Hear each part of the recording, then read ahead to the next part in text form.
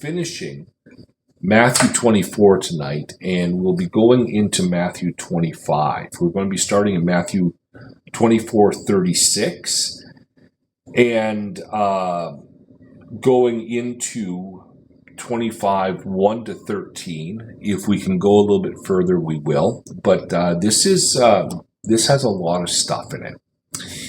And if you remember, Matthew 24 starts off with Jesus' disciples asking a question.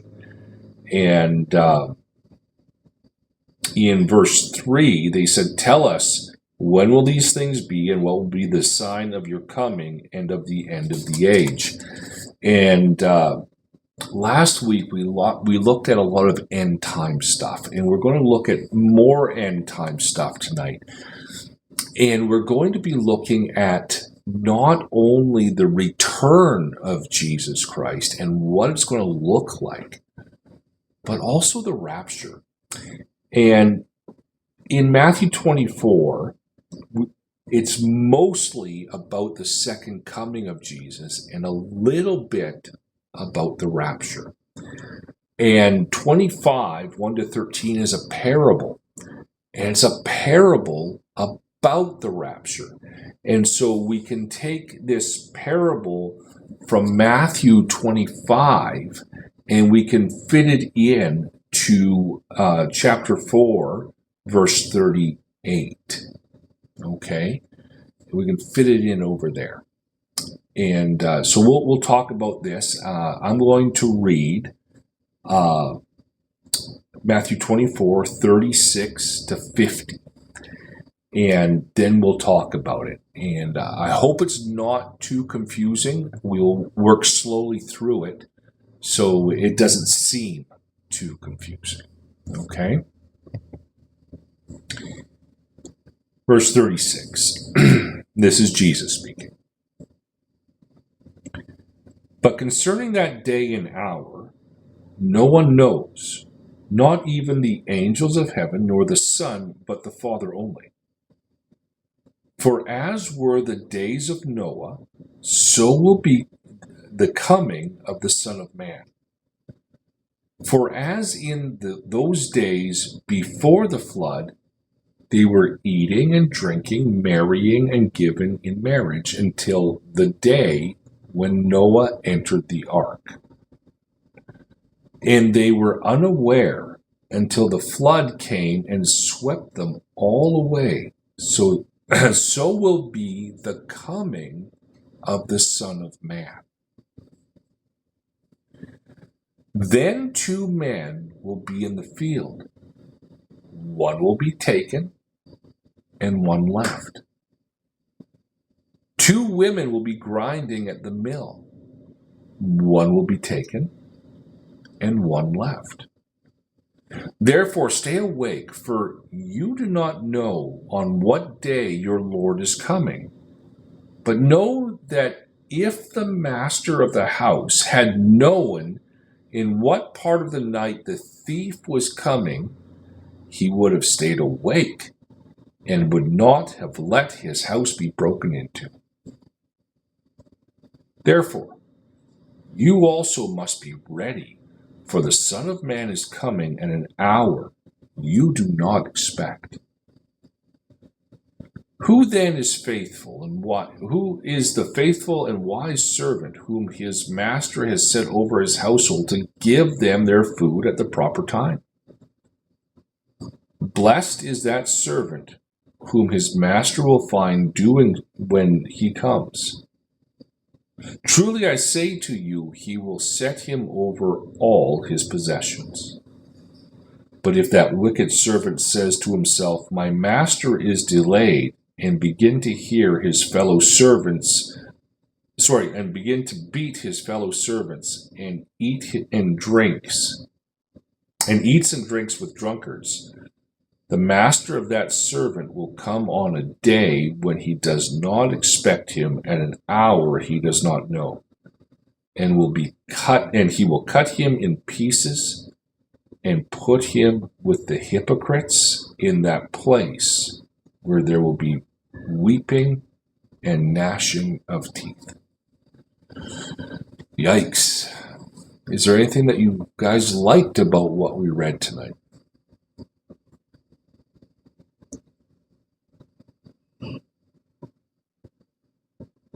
Okay, is there anything you didn't like?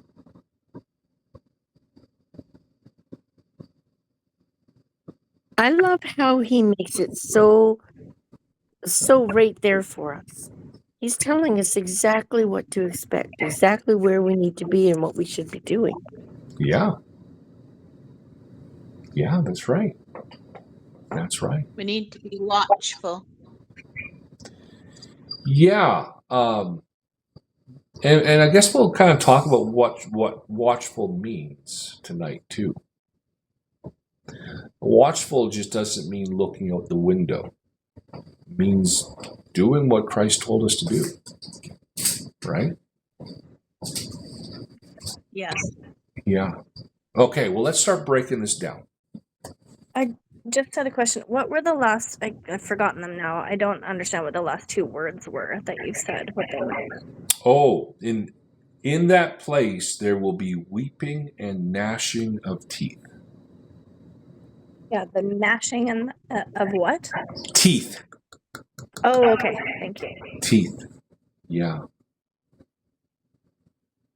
Okay. So let's break this down. Verse 36. But concerning that day and hour, no one knows, not even the angels of heaven, nor the Son, but the Father only. So what day is he talking about?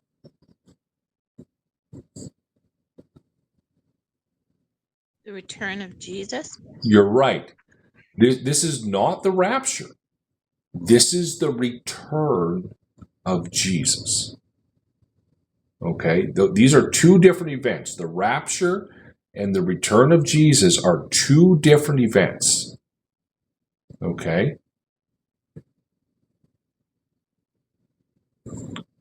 So,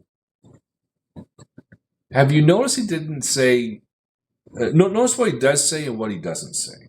But concerning that day and hour, no one knows. Okay? So it's a day and an hour that no one knows. But we know about the time. We just don't know the day or the hour. Okay? Not even the angels in heaven, nor the Son, but the Father only. Okay? Verse 37. For as were the days of Noah, so will be the coming of the Son of Man. Oh, this is interesting. So what does the coming of Jesus Christ, what's it going to be like? The days of Noah. Okay. Were the days of Noah good or evil? Evil. Evil. Okay. So, it's going to be a very bad time. Now, we saw last week that the Great Tribulation will be it's going to last 7 years. And it's going to be the worst time in human history. Worse than the days of Noah. Worse than the flood. Worse than Sodom and Gomorrah. Worse than Nazi Germany. Okay. Verse 38. For as in those days before the flood, they were eating and drinking, marrying and given in marriage until the day when Noah entered the ark. So what were they doing before the flood?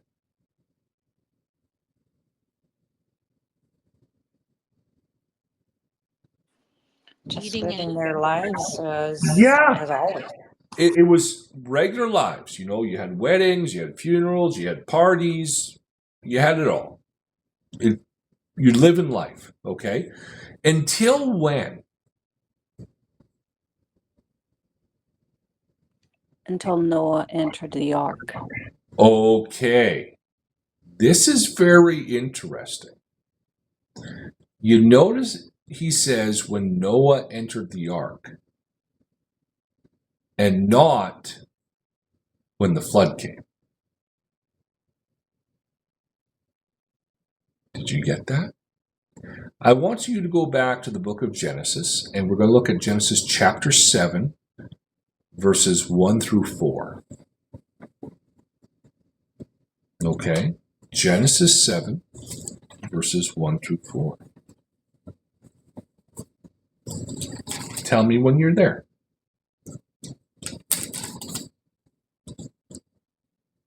Got it. You got it. Okay. Let's read this. Then the Lord said to Noah, "Go into the ark, you and all your household, for I have seen that you are righteous before me in this generation." My cat is speaking, sorry. "Take with you 7 pairs of all clean animals, the male and his mate, and a pair of the animals that are not clean, the male and his mate,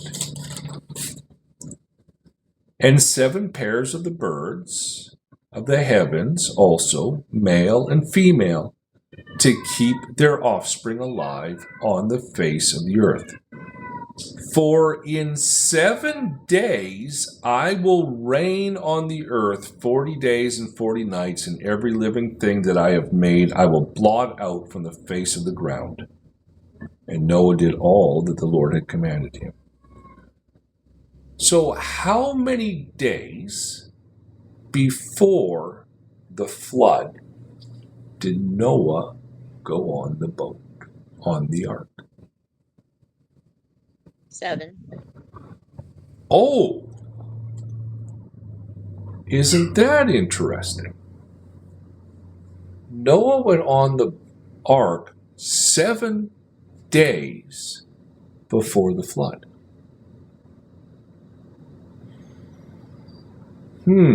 How long is the Great Tribulation? 7 years. 7 years. Huh. So Noah was taken out of the world, metaphorically, taken out of the world, secured in God's ark for 7 days before the tribulation started. What will we call that in the New Testament?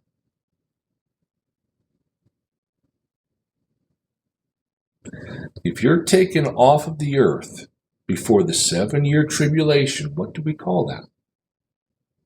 Rapture. The rapture. So, what is Jesus saying? The rapture comes first. The flood is the tribulation. Okay?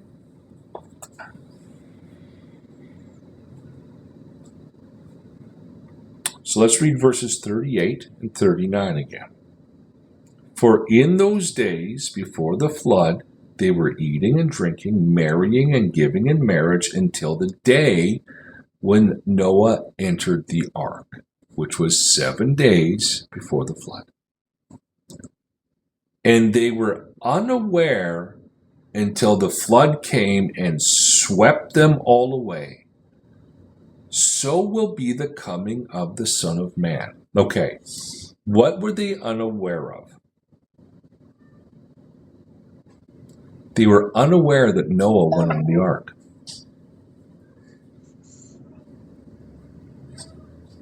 They paid no attention. Go ahead, Anna. That the rains were coming and they were about to perish. Yeah, they weren't aware of that either.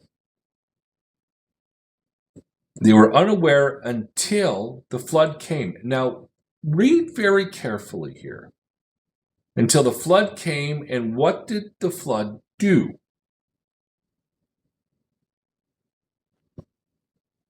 Cleanse. Okay, what did it do to the people according to what Jesus says here?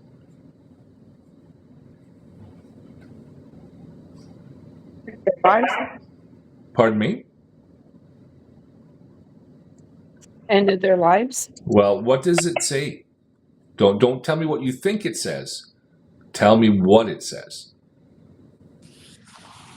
He will wipe from the face of the earth every living creature he has made. Is that what it says in Matthew? That's what it says in Genesis. What does it say in Matthew? The flood came and took them all away.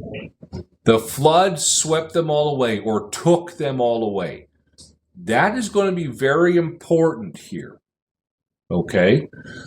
You need to understand this because the next few verses, post-trib people are going to use these verses to show, you see, the rapture comes after the flood. But that's not what Jesus is saying. Jesus just showed us, like the days of Noah, when Noah entered the ark, which was 7 days before the flood. That's the rapture. Now we see that the flood swept them away or took them away. You need to pay very close attention to this to understand the rest. Okay? Now, I just need to ask a very simple question, but it will help you understand the rest of the chapter. The people that were destroyed in the flood, that were swept away or taken away in the flood, were they good? Were they righteous or were they unrighteous? Unrighteous. Unrighteous. Okay. Now we've got that under our belt. Let's read verse 40. Then, two men will be in the field. One will be taken and one left. So if God is sweeping away the unrighteous, with the two men in the field, the one that's taken, is he righteous or unrighteous? Righteous. No. Read it again. See, now this is where we get our rapture theology screwed up, because we think when we think taken away, we think rapture.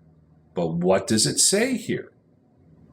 In verse 39, and they were unaware until the flood came and swept them all away. So will be the coming of the Son of Man. So then, talking about in the Great Tribulation, at the end of the Great Tribulation, then two men will be in the field. One will be taken and one will be left. So who's taken? Righteous or unrighteous? Unrighteous? Unrighteous. Taken. You're not taken to heaven. You're taken out of the earth. And we're going to find out later tonight in verse 50 to 51 where they're taken to. Okay. Verse 41. Two women will be grinding at the mill. One will be taken and one left. So who's taken? Righteous or unrighteous? Unrighteous. Unrighteous. Okay. Verse 43. Therefore, means because of this, stay awake. For you do not know what day your Lord is coming. Pay attention. Live righteously, because you don't know when Jesus is coming. Verse 43, but know this, that if the master had known in what part of the night the thief was coming, he would have stayed awake and would not have let his house be broken into. Did you get that? If he was staying awake, his house wouldn't be broken into. Is your house being broken into a good thing or a bad thing? It's a bad thing. Okay. But if he would have stayed awake, it wouldn't have been broken into. The bad thing would not have happened if he was paying attention. Is the rapture now let's go back to the rapture. Is the rapture a good thing or a bad thing for Christians? Awesome thing. It's an awesome thing. But now we're talking about a bad thing. Is the rapture a bad thing? No. So we're talking about a bad thing here. Okay? But know this, verse 43, that if the master of the house had known in what part of the night the thief was coming, he would have stayed awake and would not have let his house be broken into. Verse 44, therefore, meaning because of this, you also must be ready. For the Son of Man is coming at an hour you do not expect. Now, let's stop here. What people group is the Gospel of Matthew written to? Do you guys remember?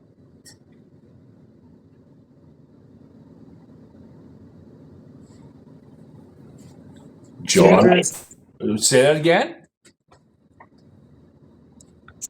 Israelite. The Israelites, the Jewish people, you're right. John was written to the gospel written to the church. Luke is the gospel written to the Gentiles. Mark is the gospel written to the Romans. And Matthew is the gospel written to the Jewish people. Jesus is talking to his Jewish disciples. Okay? Verse 44, therefore, you also must be ready. Mean, live righteously. Don't live unrighteously. Live righteously. For the Son of Man is coming at an hour you do not expect. Verse 45.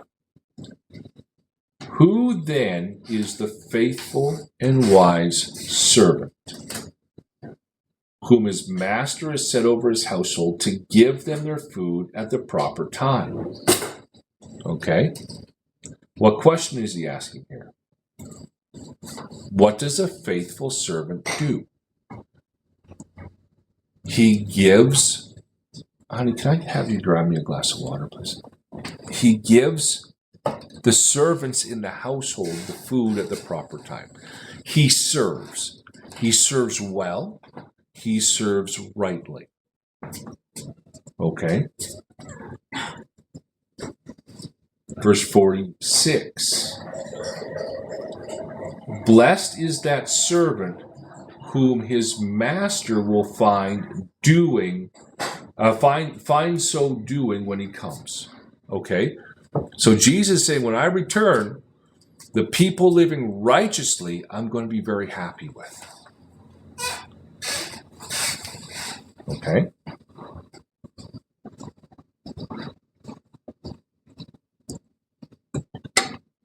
Verse 47. Truly I say to you, he will set him over all his possessions. So now, Jesus finds you living righteously. You know, this is not don't drink, don't chew, don't go with the girls that do. This is, are you living your life in obedience to Jesus? Are you sharing the gospel? Are you discipling people? Are you living a life of forgiveness? Are you living a life of repentance? Are you wanting to please your Lord? Is that your life? Jesus says that's what he wants to find when he comes back.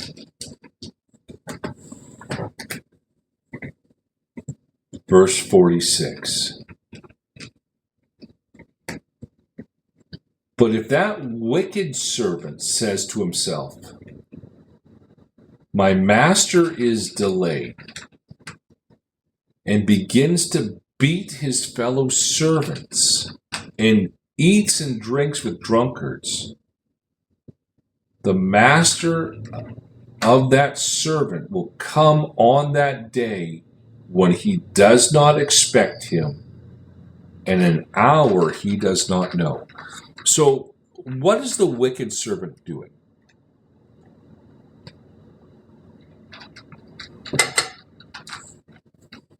How is he treating the other servants? Smiting them. Smiting them, beating them, not treating them rightly. Okay. And when will his master show up?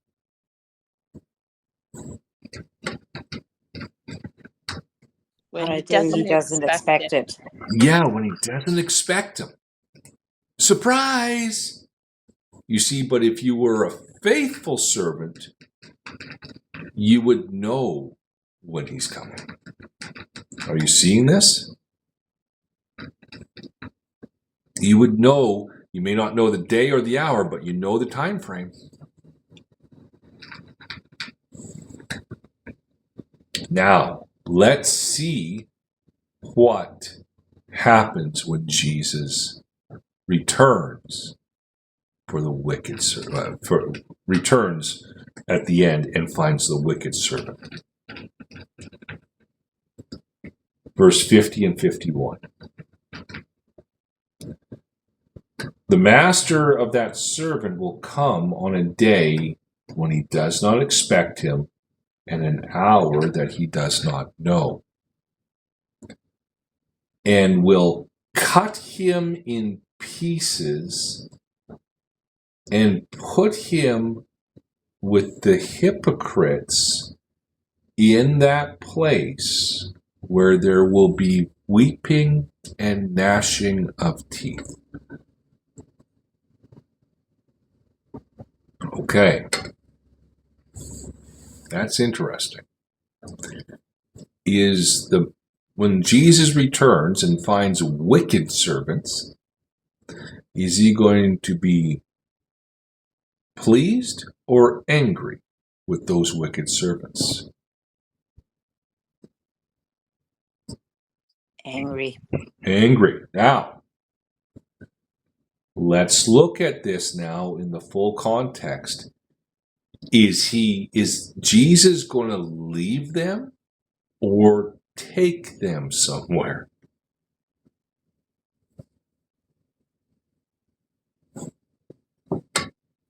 Somewhere. Take them somewhere. Where is that place going to be? I'd say hell. Okay. Very close. We assume that hell is the lake of fire. That is not what this verse is talking about. I'm going to call this is my translation, and I'll explain it to you. This is pre-hell. It is not purgatory, okay? And I'm going to show you from the book of Revelation what I'm talking about. The Bible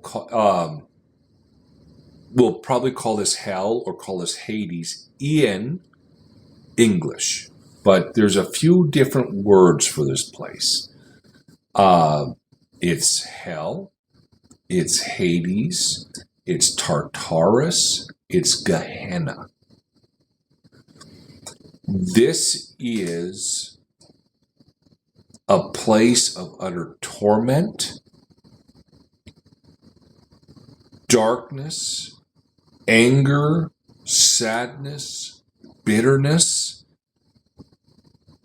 and you can never get out of it. Now, before we go into the book of Revelation, I want to start over here and see if this makes sense now to you. But concerning that day, this is verse 36, but concerning that day and that hour, no one knows, not even the angels of heaven, nor the Son, but the Father only. For as were the days of Noah, so will be the coming of the Son of Man. For as in those days before the flood, they were eating and drinking and giving in marriage until the day when Noah entered the ark. Noah enters the ark 7 days before the flood. And they were unaware until the flood came and swept them away. So will be the coming of the Son of Man. Then 2 men will be in the field, one taken, one left. 2 women will be grinding in the mill, one taken, one left. Are you seeing now that the sweeping away of the flood, the people being thrown into a place of weeping and gnashing of teeth by Jesus, the ones taken, they're all the unfaithful, unrighteous servants. It's the righteous ones who are left. Yes. Okay, let's go to Revelation chapter 20. Now, Deb, I need you to do me a favor. Are you there? Okay. Okay, I'm going to show you something. My Bible is very marked up, but I have 2 cats. And about a year ago, my cats got into my Bible, and this is my Revelation 20. So, no. Deb, I would like you to read Revelation chapter 20, please. The whole chapter. Okay, sure. And I saw an angel coming down out of heaven, having the key to the abyss and holding in his hand a great chain. He seized the dragon, the ancient serpent, who is the devil or Satan, and bound him for 1,000 years. He threw him into the abyss and locked and sealed it over him to keep him from deceiving the nations any more until the 1,000 years were ended. After that, he must be set free for a short time. I saw thrones on which were seated those who had been given authority to judge. And I saw the souls of those who had been beheaded because of their testimony for Jesus and because of the word of God. They had not worshipped the beast or his image and had not received his mark on their foreheads or their hands. They came to life and reigned with Christ 1,000 years. The rest of the dead did not come to life until the 1,000 years were ended. This is the first resurrection. Blessed and holy are those who have part in the first resurrection. The second death has no power over them, but they will be priests of God and of Christ and will reign with him for 1,000 years. When the 1,000 years are over, Satan will be released from his prison and will go out to deceive the nations in the 4 corners of the earth, Gog and Magog, to gather them for battle. In number, they are like the sand on the seashore. They marched across the breadth of the earth and surrounded the camp of God's people, the city he loves. But fire came down from heaven and devoured them. And the devil who deceived them was thrown into the lake of into the lake of burning sulfur, where the beast and the false prophet have been thrown. They will be tormented day and night forever and ever. When I saw the great white throne and him who was seated on it, earth and sky fled from his presence, and there was no place for them. And I saw the dead, great and small, standing before the throne, and books were opened. Another book was opened, which is the book of life. The dead were judged according to what they had done, as recorded in the books. The sea gave up the dead that were in it, and death and Hades gave up the dead that were in them, and each person who was judged according to what he had done. Then death and Hades were thrown into the lake of fire. The lake of fire is the second death. If anyone's name was not found written in the book of life, he was thrown into the lake of fire. Thank you very much. Okay. You're welcome. So I want to point a couple things out to you. The good servant in Matthew 24. What did Jesus do to him when he returned? You guys remember? He put him over everything he had. You now rule my house. Okay? Kind of like how in here we reign with Jesus for 1,000 years. The ones who were not taken. The ones who were taken, they don't live in this 1,000 years. They're in a place called Hades. Did you see that? They're in a place where Satan is sent to. That's a place of weeping and gnashing of teeth. Okay. So now let me do the timeline for you. First, it's the rapture. Then, it's the Great Tribulation. Then we who are raptured come back with Jesus Christ. And those who are saved in the Great Tribulation, when Jesus, as we come back with him, find them doing the righteous things, those ones stay. The unrighteous go to Hades for 1,000 years. Those are the ones that are taken. We come back, we are raptured, we come back with Jesus after the tribulation. Now, you notice the first thing that's thrown into the lake of fire is death.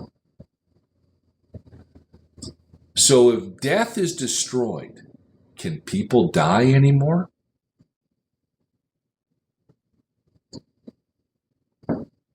No. Okay. What's the next thing thrown in? Hades, the holding place, the jail cell, Hades, hell, Gehenna, Tartarus. That jail, let's call it Alcatraz, is destroyed in the lake of fire. So now, is there any place to find refuge from the lake of fire? And the answer is no. So death is destroyed, and there's no place to hide. That means when someone's thrown into the lake of fire, will they just burn up and die? No. Can they hide anywhere? They'll stay there forever. And they can't die, but it'll be very painful, and they'll never get out. These are the ones who are taken when Jesus returns. Okay? Is that making sense to you now? Sure does now. Yes. Okay. So Totally confused me up until now. yeah, but does it make sense now, Carolyn, though? Totally, totally. Yeah, it's just totally flip of what I thought. I thought was taken up like a rapture. No, that's because of rapture theology. Whenever people see taken, they think it's rapture, and it's not. Not in this case. So now let's start in the parable of the 10 virgins. And this is chapter 25, verses 1 to 13. I'm going to read you this parable, and then it may not make a lot of sense to you guys until I explain the cultural things, okay? Then the kingdom of heaven will be like the 10 virgins who took their lamps and went to meet the bridegroom. 5 of them were foolish, and 5 were wise. For when the foolish took their lamps, they took no oil with them. But the wise took flasks of oil with their lamps. As the bridegroom was delayed, they became drowsy and slept. But at midnight there was a cry, "Here is the bridegroom! Come out to meet him!"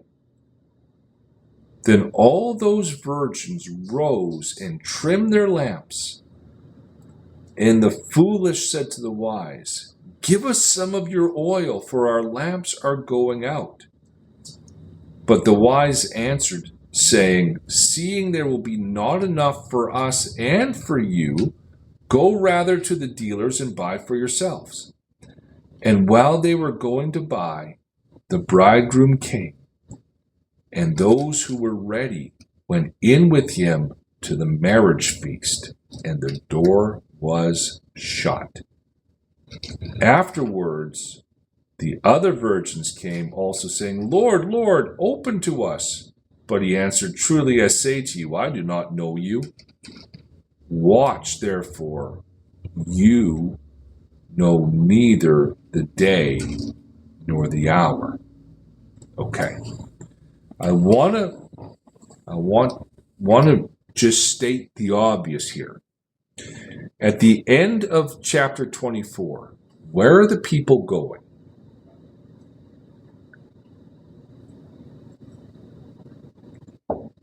To a place of what?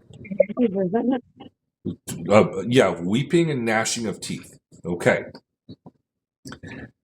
At the end of this parable, does it say you're going to a place of weeping and gnashing of teeth? Nope. No. Going Okay. to a wedding feast. It's to a wedding feast, and so you can't go into it. You're missing it. Okay, so now let me explain to you the Galilean wedding. So what would happen in the Galilean wedding is a man is kind of courting a young lady. And you know what? He thinks she's the one. And so what he will do is he will draw up a marriage contract. Okay? And him and his father and the bride and her father will set up a public meeting in the city square. And he will ask her to marry him. And he will have this marriage contract. Now, it is the bride's choice whether she will say yes or no to that wedding, to that marriage. And if she says no, well, you got a broken-hearted guy. But if she says yes, what will happen is there'll be a great little celebration. They will share a cup of wine together publicly.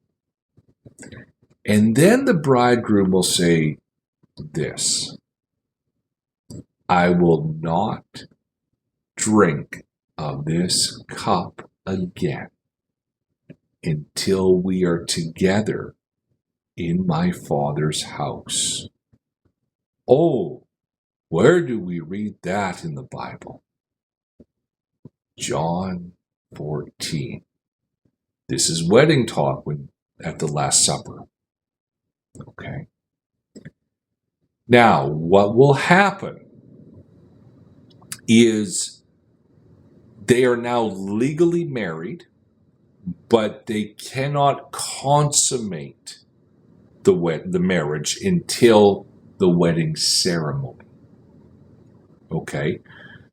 It's not like today in North America where you kind of date for a while, you move in, you have a few kids, you get engaged, 2 years later you get married. That's not how it worked. They might see each other publicly, but he goes away, and for the next year, he starts building onto his dad's house where him and his bride are going to live. Sound familiar? In my Father's house are many rooms. Yeah. John 14. So then, the husband wants the wedding. He wants to marry his bride. But in North America, what do? We send out invitations. That's not how it works in the Galilean wedding. They know about what time this wedding's going to happen. Everyone's invited. But you need to be present and aware when this festival of the wedding happens. Okay? The son doesn't even know when he's going to marry his bride. It's the groom's father that makes that decision. So when Jesus says, no one knows the day or the hour, only my Father, this is back to wedding talk. Okay? So eventually, it'll be about a year into this ceremony, after they drank that first cup of wine. The groom's father will yell out, son, go get your bride. And so then the groom gets his groomsmen, and the groomsmen go out ahead of him and said, the groom is coming, the groom is coming. Now everyone knows in the town that this wedding is going to happen. They just don't know when. They know they're getting close to it. They just don't know when. And so this is where we pick this up with the 10 virgins. And so 5 of them say, okay, it's nighttime. Weddings usually happen at night. There's no street lamps. It's pitch black. So they need to have their flame stick, their torch going, right? But they also had extra oil. Imagine it this way. There's no street lamps out, but you have your cell phone and you have your flashlight on your cell phone, but you don't have a battery pack for your cell phone. And you're at like 15% on your cell phone. And now it's down to about 5%, and you hear the groom is coming, the groom is coming. And you're saying to your friends, pass me your battery pack. I can't, or I won't have any light, right? So now what happens, this is total rapture thing here. Because what will happen is the groom will come with his groomsmen.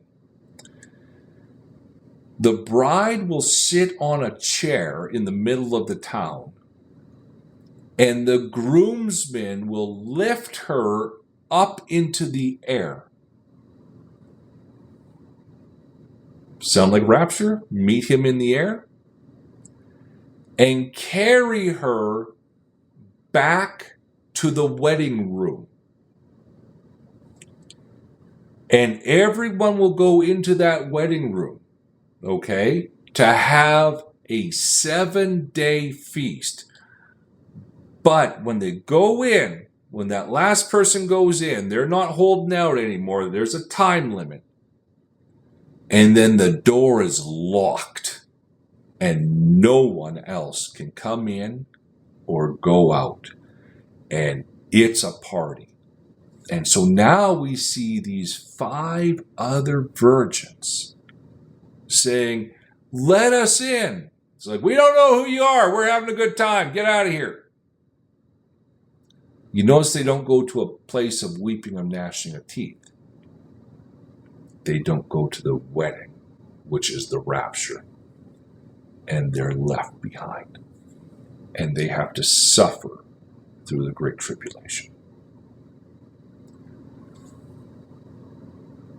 Are you watching for Jesus?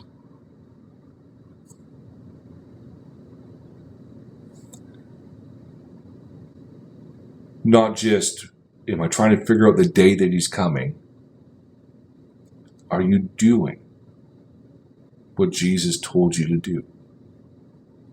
Are you like Noah that went onto the ark 7 days before? Or are you like one who's being swept away because you're not paying attention? Are you like the one when Jesus returns, he's going to find you faithful or find you wicked and take you away? Are you, we are on the rapture side of the great tribulation right now. Keeping the oil in your lamp, keeping the oil in your flask. Are you living your life in preparation for the rapture of Jesus Christ? Are you living your life knowing that you could be raptured at any minute, and the way that you're raptured is you're ready. You have extra oil. You've been living for Jesus, expecting Jesus, wanting to see Jesus. Or are you falling asleep and not paying attention? That's this parable. And so tonight, we've seen a few things. We've seen the rapture twice. And we've seen the return of Christ. Don't get the two confused. They're two separate events. Are you going to make it in the rapture?